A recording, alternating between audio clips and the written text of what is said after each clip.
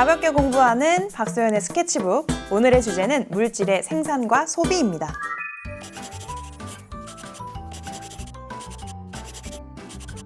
자, 오늘은 생산자에게서 시작을 좀 해볼 텐데 이 생산자에서 어떻게 물질이 생산되고 소비되는지를 좀 볼게요. 그래서 생산자라고 하면 광합성 능력이 있는 대표적인 것으로는 우리 녹색 식물들이 있을 수 있겠죠. 그래서 이 생산자가 어떤 일정한 기간 동안에 만들어낸 유기물의 총량을 뭐라고 하냐면 그걸 우리가 총 생산량이라고 합니다. 이름은 굉장히 쉽죠? 어떤 기간 동안 총 생산해낸 유기물의 총량이 총 생산량이에요. 자, 그러면 우리 생산자의 입장에 딱 감정이입을 해서 한번 생각을 해보자고요. 얘는 도대체 그렇게 열심히 광합성을 왜 하는 걸까요? 남들한테 베풀려고? 그건 아니겠죠. 사실은 본인이 이렇게 사용할 만큼을 만드는 건데 그거 이상을 만들어내서 우리가 그 덕을 보고 있는 거거든요.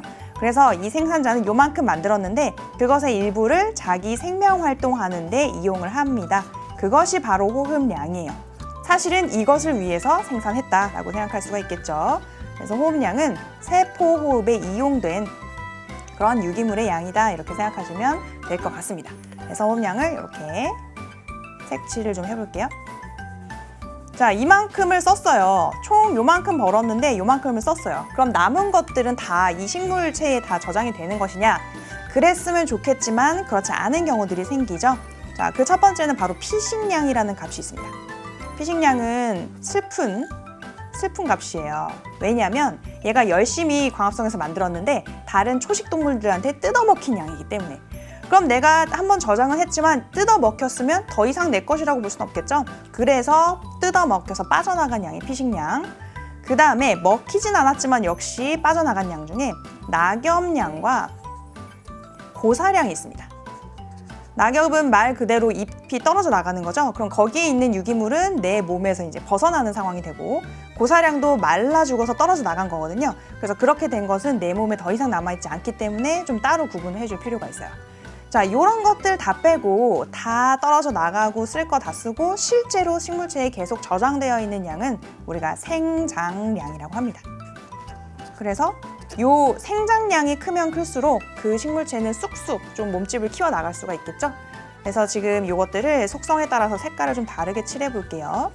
우리가 실제로 사용하는 양이 호흡량, 그 다음에 지금 노란색으로 칠한 부분이 한번 저장은 됐으나 다른 내가 의도하지 않은 그런 목적으로 떨어져 나간 양이 되겠고 실제 생물체 내에 남아있는 양이 지금 생장량 주황색이 되겠습니다. 자, 요게 생산자의 입장이라고 볼 수 있겠죠. 그러면 요 다음 단계 1차 소비자의 입장에서 한번 생각을 해볼게요. 1차 소비자는 이 생산자를 뜯어먹는 거잖아요. 그러면 이 1차 소비자랑 관련이 있는 양이 요것 중에 아마 얘가 될 겁니다. 자, 생산자 입장에서는 피식량이라는 값이 뭐랑 똑같은 양이 되냐면 1차 소비자 입장에서는 먹은 양이죠. 그죠? 얘한테 뜯어먹힌 양은 얘가 먹은 양. 그래서 그거를 다른 말로 섭식량이라고 합니다. 그래서 요만큼을 가지고 얘기를 할 건데 근데 지금 요 그래프가 너무 좁기 때문에 그거를 나누기가 좀 어렵고 걔를 비슷하게 좀 넓게 해서 생각을 해볼게요. 실제 양은 요만큼밖에 안 되는 거죠. 여기 생산자의 피식량이 이렇게 넓혀서 이 1차 소비자 입장에서 뭐가 되냐면 섭식량이 됩니다. 섭식량이라고 할 수 있다. 먹었다. 근데 우리가 먹은 것이 다 우리 몸 안으로 흡수되는 건 아니고요. 그 중에서 일부만 소장해서 흡수가 되잖아요. 그래서 다른 1차 소비자도 마찬가지. 그래서 흡수된 양만 칭하는 명칭이 동화량이라는 게 있는데 사실 이거 자체는 그렇게 중요한 용어는 아닙니다. 여기서 뭐만 캐치를 하시면 되냐면 먹은 만큼이 다 흡수되는 건 아니고 그냥 그대로 배출되는 일부분이 존재한다. 그래서 배출량이 있다 정도만 이해하고 계시면 돼요. 자, 그러면 요만큼 내 몸 안으로 실제로 들어왔는데 왜 먹은 거예요, 우리는? 그렇죠. 우리도 역시 세포 호흡으로 사용할 유기물이 필요하기 때문에 외부에서 섭취를 한 겁니다. 우리는 실제로 만들지 못하니까. 그래서 이 1차 소비자가 세포 호흡에 이용하는 호흡량이 이 중에 일부 있겠고요. 이 1차 소비자의 경우에도 요게 떨어져 나가는 경우들이 있어요. 그래서 피식, 일부가 뜯어 먹히거나 아니면 자연사, 여러분들 머리카락 빠지는 것도 여기에 해당이 될 수 있겠죠. 우리 몸에 단백질을 저장했는데 그게 떨어져 나가면 더 이상 우리 몸에 남아있진 않은 거니까. 그래서 우리 몸에 흡수된 것 중에 호흡으로 이용한 거 빼고 떨어져 나간 거 빼고 실제로 우리 몸에 남는 거 역시 생장량이라는 명칭으로 이렇게 정리할 수 있습니다. 그래서 얘를 또 색깔별로 나눠 볼게요. 이렇게 떨어져 나간 양, 그리고 이 생물체 안에 남은 양, 이렇게 정리할 수가 있겠습니다. 자, 이렇게 되었을 때 다음 만약에 2차 소비자로 이 내용이 연결이 된다면 이 피식량에서 또다시 2차 소비자로 넘어갈 수가 있겠죠. 그래서 여러분들은 여기서 정리할 수 있는 것이 일단 에너지양은 각 단계가 가지고 있는 에너지 전체의 양은 상위로 갈수록 영양 단계로 갈수록 늘겠어요, 줄겠어요?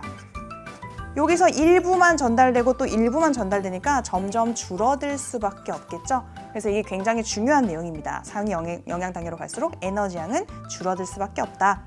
그 다음에 우리 보기에서 좀 많이 제시가 되는 것 중에 하나가 이 1차 소비자의 호흡량이 이 생산자의 호흡량에 속하느냐, 이런 식의 보기들이 나오게 되는데요. 그게 아니고 이 전체 값 자체가 여기 안에 들어있는 거잖아요. 그래서 생산자의 호흡량과 1차 소비자의 호흡량은 아예 다른 카테고리에 포함되어 있는 내용이다. 이렇게 좀 정리를 해두실 필요가 있습니다.